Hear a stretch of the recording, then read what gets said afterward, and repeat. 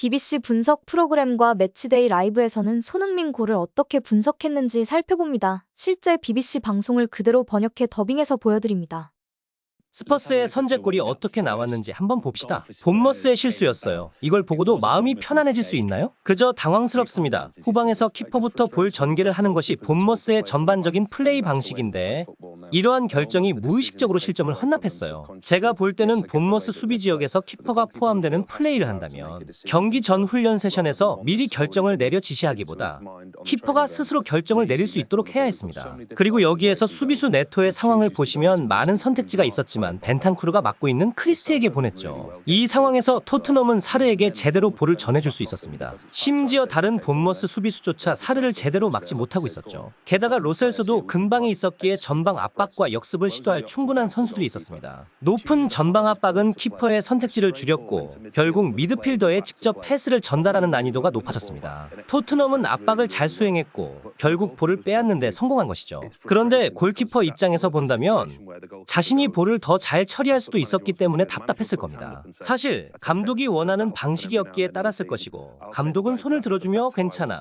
이번 시즌 내내 가끔 그럴 거야 라고 하겠죠. 그런데 이 점은 비판할 만한 부분이 있습니다. 키퍼의 시야에서는 더 많은 선택지를 가져갈 수 있었는데 감독이 원하는 플레이를 해야 했기 때문에 종종 이번 상황처럼 잘못된 결정을 할 수 있는 거죠. 하지만 이러한 위험 부담은 보상도 함께 따라오지 않나요? 그렇죠. 경기 후반부에 그들의 폼이 좋아졌고 칭찬할 만한 부분이 보였습니다. 개인적으로 몇몇 부분에서 눈에 띄는 성과가 있었기도 하죠. 그래도 지금 같은 상황 때문에 키퍼의 입장에서 비판할 여지가 있는데 현실적으로 전략을 바꾸기 어렵기도 합니다. 벤탄쿠르가 압박하던 상황에서 왼쪽, 오른쪽 근방에 토트넘 선수들이 있었거든요. 발밑이 좋아 라인을 깨고 공격적인 패스를 잘 주는 키퍼가 있었더라도 상황은 다르지 않았죠. 볼을 받기 위해 선수들이 더 넓은 지역으로 퍼져야 할 테고 이는 필연적으로 몇몇 선수들이 고립되는 결과를 초래하죠. 결국 공격 전개가 답답해지고 실수를 저지를 것입니다. 토트넘은 게임 플랜이 있었고 잘 수행했습니다. 기회가 주어졌을 때 정말로 날카로웠거든요. 경기장 중간 부분 시작 지점에 손흥민이 볼을 패스하고 있으며 공이 호이비에르에게 다시 돌아옵니다. 미드필더에게 전환 패스를 뿌려준 것이고 히샬리송이 다시 로셀소에게 건네주고 로셀소는 엄청난 시야를 보여주는 패스를 보내줍니다. 손흥민은 정말 완벽한 퍼스트 터치를 보여줬고 굳이 오른발로 볼을 차려고 노력하지 않아도 되었습니다. 왼발로도 땅볼 슛이 아니라 볼을 들어 올릴 수 있으니까요. 이처럼 그는 마무리에 큰 재주가 있는 선수입니다. 저기 막스 아론이 있는데 손흥민 플레이를 온사이드로 만들었습니다. 로셀소는 왼발로 멋진 스루 패스를 건네주었고 기대한 대로 손흥민은 강력한 마무리를 선보였죠. 오히려 찬 슛이 먼쪽 코너 하단으로 꽂혀버린 환상적인 마무리입니다. 다시 한번 본머스 풀백인 맥스 아론에 대해 살펴보죠. 에메르송의 좋은 패스가 존슨에게 연결되었고 볼이 찰싹 달라붙게 받아냅니다. 맥스 아론은 이걸 제대로 발견하지도 못하고 터치하지도 못한 채 그저 속아버렸습니다. 후방에 있던 에메르송이 존슨에게 맥스를 넘겨버리는 환상적인 볼을 건네줬고 존슨은 눈에 보이는 한 번의 터치 없이 히샬리송의 위치를 정확히 알고 크로스를 올렸습니다. 토트넘이 탑으로 순항하고 있습니다. 그들은 정말 치명적이기 때문에 그 정도 수준의 위치에 올라가는 것이 합당하죠.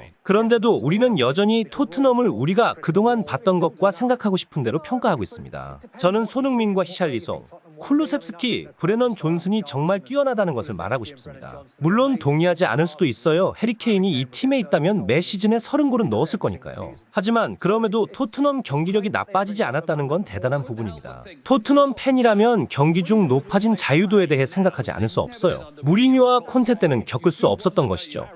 그래서 케인에 대해 생각하지 않는 게 놀랍지 않고 케인이 더 이상 그립지 않기 때문에 굳이 말하고 싶지 않을 겁니다.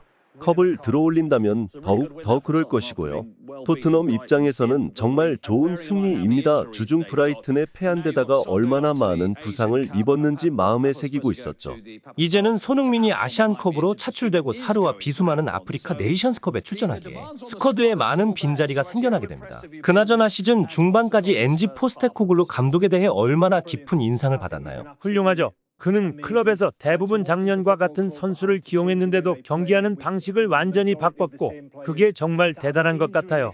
너무나도 많은 부상자 명단을 가지고 있고 아직 타이틀 경쟁 중에 있죠. 그들에게 몇 주는 힘들 것 같아요.